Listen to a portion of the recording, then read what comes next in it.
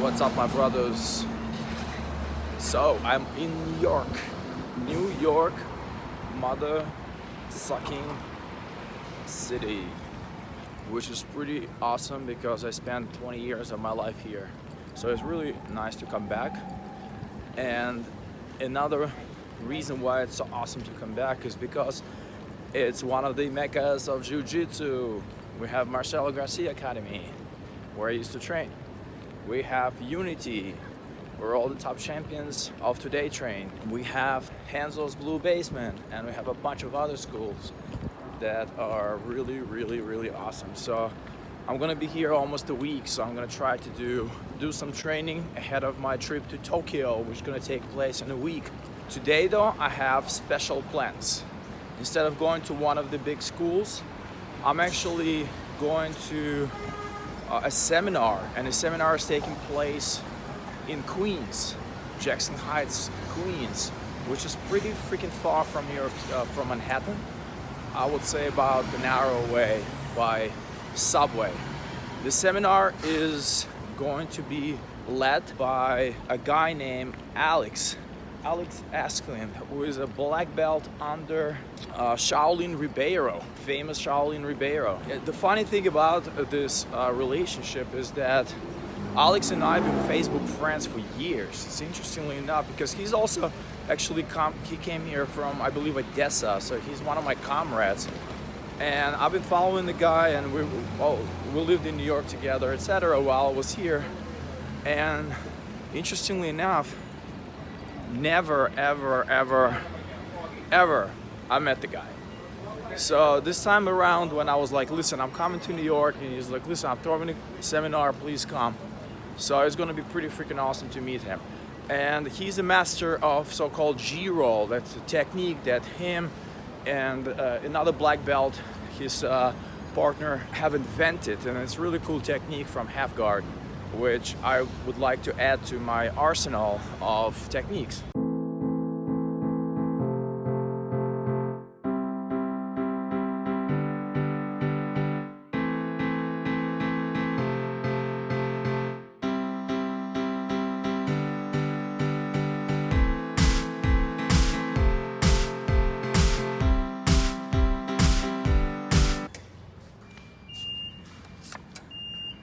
Real New York. Yes.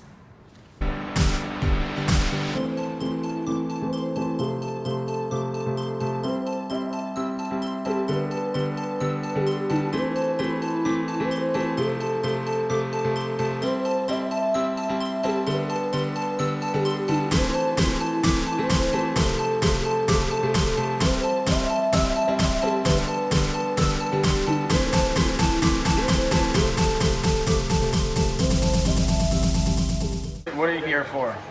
I don't know, just chilling with my friends, coming into Queens, eat food. So for the first attack, I'm here with Raj. I'm playing my regular knee shield. I shoot this in, and when you shoot this in, you're losing a little bit of your defense, right? So you need to start to attack. I'm gonna cross, stretch my body away. As soon as he sits, up, I fall, all right? From here, I catch the pinky, and now I'm gonna go over and get a grip. And notice how bent I make his leg, all right? Some of you, you're trying to finish it here. Like it's a little bit bent, but not enough. For the perfect toe, you want his leg as bent as possible and his heel as close to his butt as possible. Now, my hand, I'm gonna make his big toe go down, and my other hand is gonna make his heel come up. And it's just a very small pressure, and he's gonna feel it right away. From here, as he straightens it, look, I'm gonna imagine this is an arm. So I'm gonna arm bar it. So this is gonna go over, this is gonna go under. Notice his knee is past my hips, yeah? If his knee's not past my hips, then it's like on an arm bar and I'm only attacking the forearm. It's not gonna work. From here, you can get a 2-on-1. You gotta curl your heels, pinch your knees, and hip into it to get the finish. Or, I like to pass it all the way to the other side. And here, look, I'm doing like like the kids like to do this motion. And now I can start to get my tap. As Raj starts to turn, I can take my legs out, come up. Now I can find my saddle position, which is a really strong position to attack leg lunge. All right hand to control your arm. That's going to be the first option. And the second one,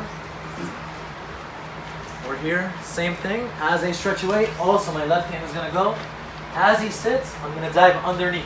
And now my arm leads the way for my body. So my whole body goes, and I'm already in the leg drag position.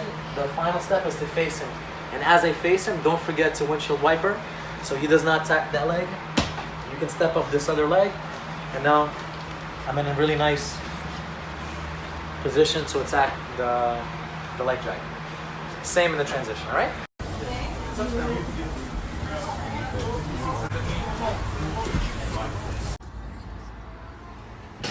So just coming back from a seminar, the Giro seminar with Alex Ecklin, it was awesome. Such a great technique, and it's so complementary to whether you play deep half or you play any other guard. So every time you basically end up in the half guard, you can use this technique. And it has a lot of variations, and the variations that were shown to us, you can go for a sweep, you can go for different leg entanglements if you're into sort of a leg game. But this is such a strong position if you do it correctly, and I'm absolutely in love with it, and I'm going to add it to my game 100%, because a lot of times I end up in Z guard. Even the last competition I actually ended up in Z guard, so maybe I could have pulled off some Giro, baby. Anyways, check it out, it's available online. I'm sure Alex will come out with instructional sometime soon. One of the downsides of some of these gyms in New York is that they don't have showers, because it costs so much to get approvals. I hear like north of $1 million actually to get permits to have shower installed in your gym, which is like, for any small owner, it's like a lot of money. Didn't take shower yet, and we're heading to some sort of spa maybe, or a gym. What is it, a spa or a gym? It's like a Korean bathhouse. Korean bathhouse where you can just pay $20 and take shower. That's what we're going to do. I'm actually not wearing anything right now except for shorts, and my friend here is wearing straight up his gi that he rolled in. That's why it's a little smelly in the car right now, just a little. So the windows are down. Yeah, windows are down. This is what we do after training. My boy's taking me to super legit Korean traditional barbecue restaurant for some super traditional barbecue. His family on the wall. All right, what's it called? Jinro? Chongro. Jinro. That's legit, right? So everyone's Korean here, so it's pretty fucking legit. Trying to make it feel like back in the 70s in Korea. Exactly, back in the 70s in Korea. When you walk in the place and there's only like only locals, that's how you know it's legit.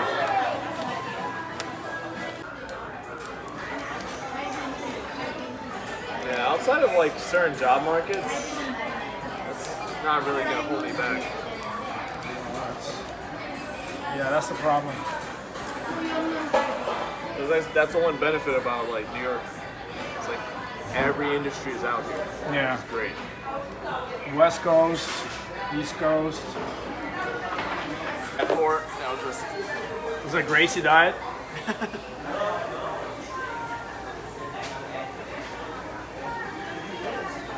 I think nothing beats cold Asahi, right? oh yeah, nothing like this. Cheers. Cheers. So what did you learn today? I learned how to get fucked up from a so-called G guard, or what was it, the G sweep? Yeah. Do you think you're going to implement it into your game? Oh hell yeah! It's a nice like for like heel hook and knee bar. Do you heel hook people? Yeah, me neither. I'm not on that level yet. But I like I knee feel bar. like if I'm gonna go for a heel hook, somebody's gonna go for a heel hook back. Oh yeah, and you turn the wrong way, your knees Yeah, and I'm like, it scares the shit out of you. I'm too old for this shit. Like, Right? dude, the surgeries are like knee replacement surgery is perfect, but then it's still like I had almost- already 3 surgeries, 4 surgeries, even more. Yeah, I had torn ACL, meniscus several times, and the last one I did the stem cell surgery. Oh, how'd that work out? It was good. I actually healed up my meniscus, so I'm very happy about it. That's when I just was like start seriously dating my wife, Oh, okay. and for my birthday, she actually chipped in and paid paid for my surgery a little Oh bit. shit. Yeah. That's a funny ass birthday That was a gift. nice, yeah. I get her bags and stuff, and she gets me Surgeries. She gets me surgeries, man. What's your favorite beer? What's your Me? favorite beer? Yeah.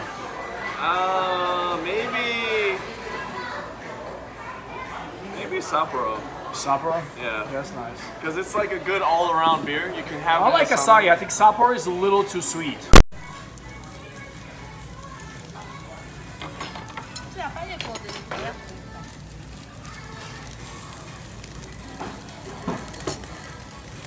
Pure protein.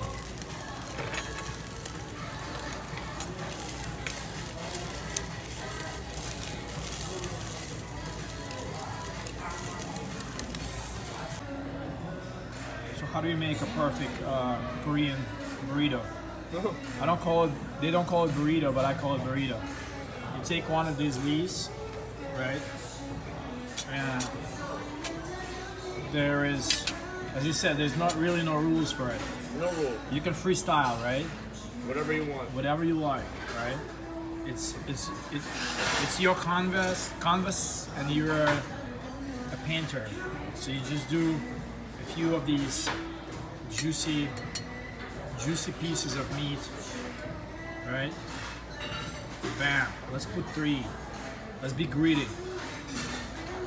And then you take this mushroom, you stick a mushroom on top of it, and then that's probably not gonna end up well, but yeah. We'll get some garlic on it, and then we're gonna put some broccoli on top, and even kimchi. Not too much kimchi because it's gonna ruin the flavor. Besides kimchi, we're gonna work on some sauce. Bam. A bit of sauce. And of course, we're gonna do the rice to keep it all together, to make it all stick.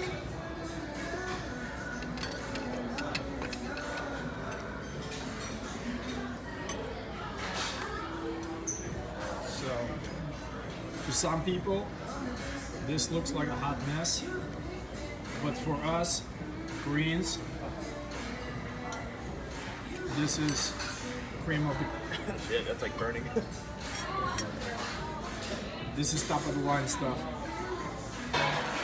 We roll it up. That's right. This way.